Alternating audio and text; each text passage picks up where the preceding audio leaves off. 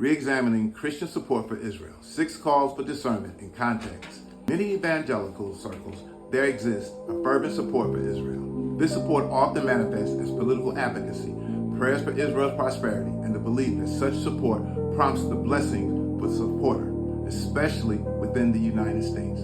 However, the complexity and the implication of this stance warrant a deeper examination and clarification. Number 1, it's crucial to clarify that this analysis is not an invitation to harbor any anti-Israel sentiments. Number 2, advocating for Israel's right to exist as a sovereign nation should not be equated with unconditional endorsement of its political actions.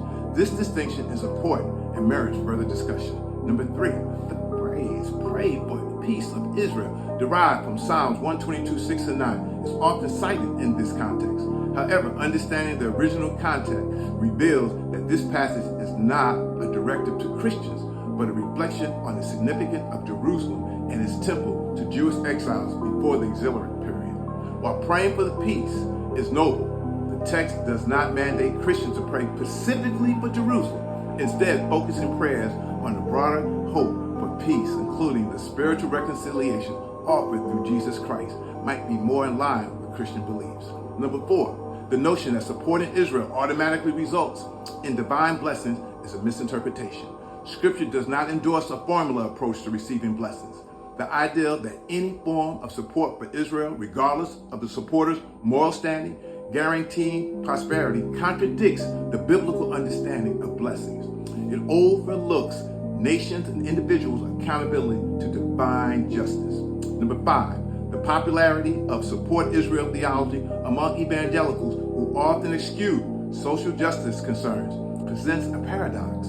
This stance ignores the complex Palestinian realities within Israel, which may be modern-day genocide, including the treatment of Ethiopian Jews, Beta Israel, who face discrimination, poverty, and systemic injustices at the hand of fellow Israelis. Such conditions call into question the unconditional support for Israel, highlighting the need for a more nuanced and informed approach. Number 6, I find it interesting that support Israel theology is most popular among evangelicals, the same group who typically are characterized by their anti-social justice stances and denials of systemic racism right here in the U.S.